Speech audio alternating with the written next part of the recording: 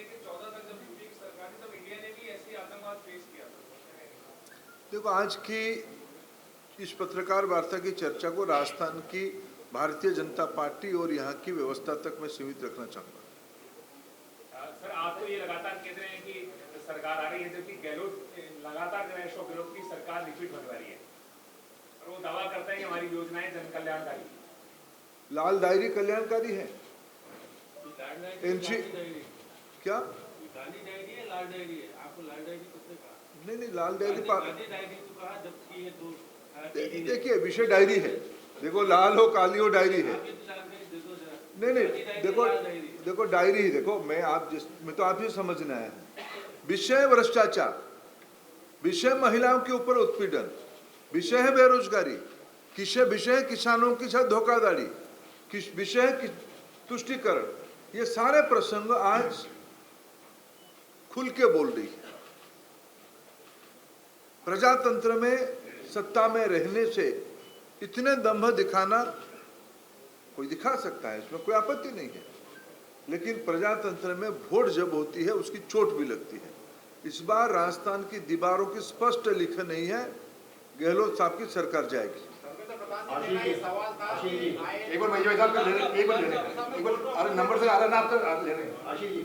प्रधान साहब, राजस्थान के अंदर पेट्रोल के जितने भी डीलर्स हैं वो 2 बार हड़ताल कर चुके हैं, जिससे आम जन को बहुत नुकसान हुआ है। वो निरंतर मांग कर रहे हैं सरकार से कि वैट कम किया जाए। अब तक इस विषय के ऊपर कोई फैसला राज्य सरकार ने नहीं लिया है, तो इसको आप किस तरीके से देख रहे हैं, क्योंकि आप खुद का डिपार्टमेंट। नहीं, मैं अभी पेट्रोलियम में नहीं हूँ मैं, लेकिन एक बात कहूँ, अभी देखो जो विषय अंतर्राष्ट्रीय बाजार में कच्चे तेल के दाम की उछाल के कारण वैश्विक परिस्थिति जैसा है, एक एनर्जी कमोडिटी के ऊपर प्रेशर आई है।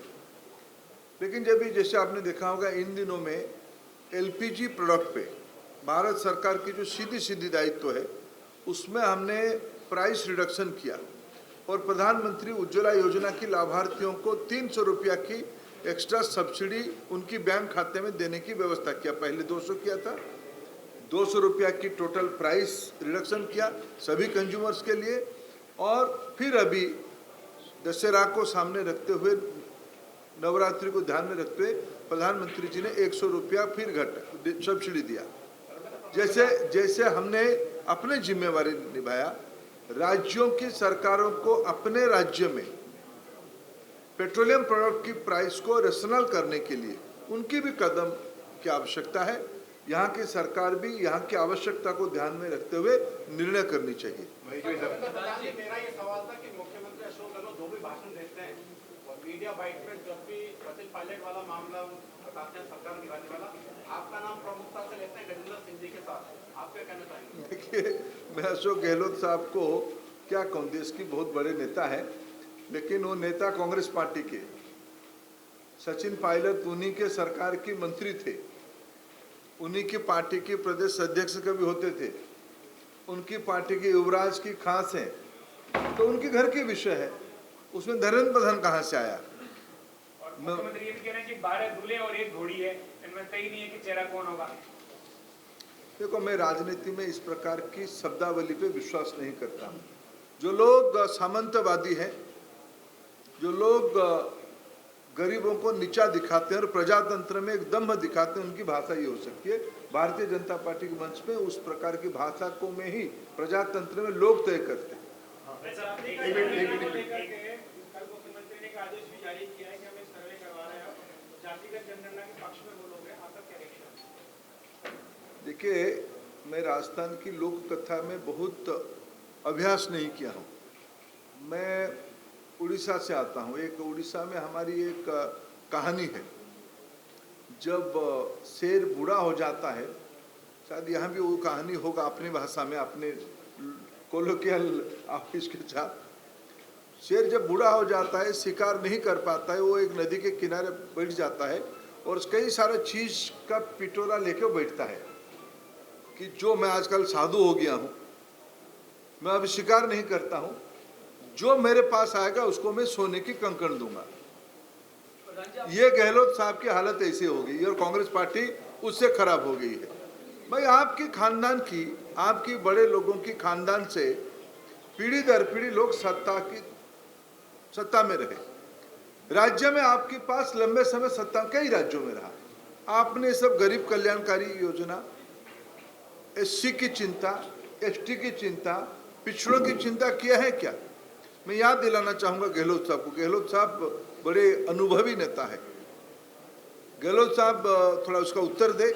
काका कालेलकर कमीशन की रिपोर्ट को क्या उन्होंने आजादी के उपरांत नेहरू जी ने लागू किया था?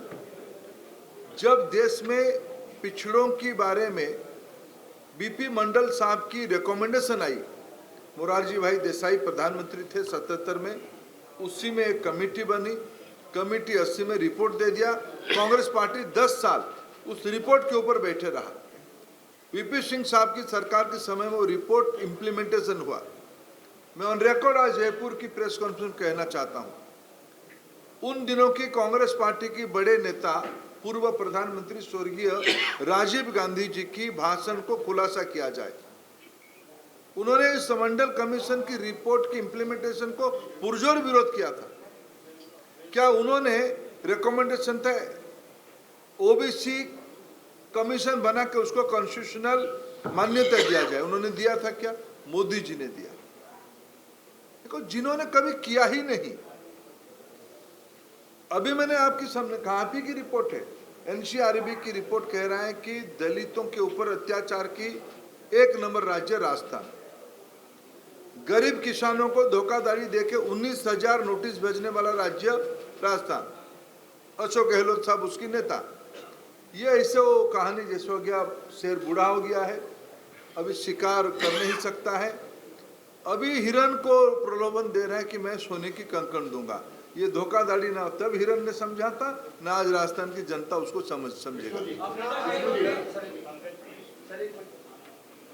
प्रधानमंत्री मोदी यहाँ पर ईआरसीपी को लेकर एक घोषणा करके गए थे कि ईआरसीपी लागू हो गई। 13 जिलों का मामला है, कांग्रेस उसको लेकर अब यात्रा निकाल रही है। हालांकि कांग्रेस की यात्रा भी चला हुआ है, कुछ अब निकाल रही है, पहले इतने दिनों तक किया। थोड़ा ईआरसीपी एक्सप्लेन करेंगे, मैं थोड़ा उसकी अभ्यास प्रोजेक्ट है जो यहाँ 13 जिलों के लिए लाइफ लाइन है, पानी सिंचाई के पानी के लिए और पीने के पानी के लिए। गजेंद्र सिंह शेखावत ने कहा था कि 46,000 करोड़ दो, मैं तुम्हारे को ईआरसीपी दे दूंगा, यानी मोल भाव। इसको लेकर कांग्रेस मुद्दा भी बना रही है। तो क्या आपको लगता है कि ईआरसीपी को लेकर क्यों नहीं बोल रही बीजेपी अब? ऐसा नहीं है, पानी राज्य की विषय है।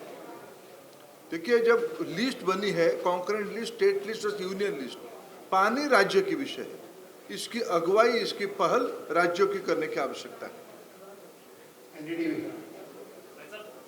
के अंदर 3 लिस्ट जारी कर चुकी है बीजेपी, राजस्थान के अंदर क्या वजह है जिसकी वजह से देरी हुई है?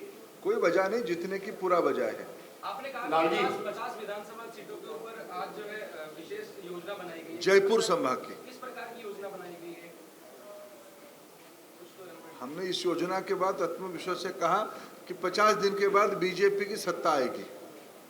हम रणनीति को रणनीति रहने देते हैं। ये तो 2018 में भी कहा था कि सरकार बचेगी, और 2019 में हम 182 सीटों में लीड किए थे, ये भी फैक्ट है। प्रधान जी, आप आरक्षण, अरे भाई साहब, एक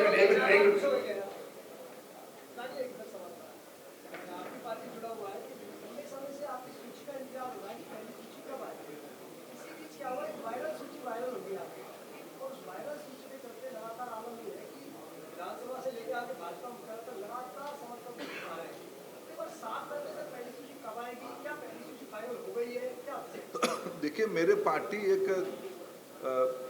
ऑर्गेनाइज पार्टी है, मैं उसकी उत्तर देने की अधिकारी नहीं।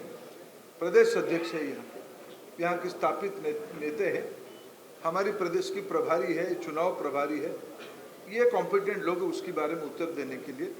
मैं तो आया था, एक मेरा जो अनुभव है समाज नीचे कार्यकर्ताओं के साथ गपशप करके उनकी मन बनाना, बड़े लक्ष्य के लिए काम करने के लिए। और आपने अवसर दिया, आपके साथ भी थोड़ा चाय पी लूंगा। अंतिम प्रश्न अरुण जी। संवाद में स्थिति सबसे खराब है जहाँ पर आप इस बार सबसे फिर देखो भाई साहब, हाँ बता प्लीज सॉरी बताओ। क्या मीटिंग लेके आए, सबसे गंभीर स्थिति राजस्थान की वहीं पर है और लोगों को बदलने की चर्चा हो रही है। सांसदों को लाने की चर्चा हो रही है, क्या आज आपने भी इस पर विचार किया क्या? देखिए ना, इस विषय में कोई चर्चा इसमें मेरे फोरम पे नहीं हुई, ना मेरा काम था। देखो, प्रत्याशी तो 50 होंगे, काम कितने लोग करेंगे? 5 लाख लोग काम करेंगे। मैं 5 लाख लोग काम करने की फॉर्मूला लेके आया हूँ। टिकट तो 50 को मिलेगा। और फिर मैं आपको विनम्रता से याद दिलाऊं, उस 50 सीट में 6 लोकसभा है। ठीक उसकी 100 दिन के बाद लोकसभा की चुनाव हुआ, हमने 6 का 6 लोकसभा जीता था। देखो, प्रजातंत्र में कोई एक पैरामीटर को लेके नहीं बैठना। और मैं आपको विनम्रता से कह रहा हूँ, मेरे काम आज राजस्थान में आके टिकट बंटवारा या उसकी सिलेक्शन करने की प्रक्रिया का दायित्व मेरा नहीं। मेरा दायित्व जो है 50 के लिए जो 5 लाख लोग लगेंगे, उनकी महत्वपूर्ण भूमिका है। और मेरे पार्टी ऐसे ही चलती है, उनके साथ गपशप करके उनको रण के लिए तैयार करना, सैनिकों को तैयार करना, उस काम पे हम जुटे हैं। अरुण जी, आखिरी क्वेश्चन। मेरा सवाल ये है कि दिल्ली के पार्लियामेंट में सवाल उठा कि सबसे ज्यादा 9 सालों में जितना नारी के अपहरण बलात्कार हुआ है या लापता हो गए, इनका अभी तक हिंदुस्तान में अभी तक आज़ादी में इसके 9 सालों के जितना हुआ कभी नहीं हुआ। इसके बावजूद भी आप लोग नारी वंदना के लेकर के इतना हंगामा कर रहे हैं, तो इतनी जो औरतें गायब हुई हिंदुस्तान से, वो कहाँ गई? राजस्थान में सबसे ज्यादा हुआ है। मैं हिंदुस्तान की बात कर रहा हूँ, आप राजस्थान की बात। देखिए, उसकी तो आंकड़ा राजस्थान की सबसे ज्यादा है। एनसीआरबी रिपोर्ट में मैं आज राजस्थान में बैठा हूँ, मैं इसकी कॉन्टेक्स्ट में कहूँगा। और भारतीय जनता पार्टी मोदी जी के नेतृत्व में ऐतिहासिक काम दुनिया में किया है, नारी शक्ति बंधन अधिनियम ले आके।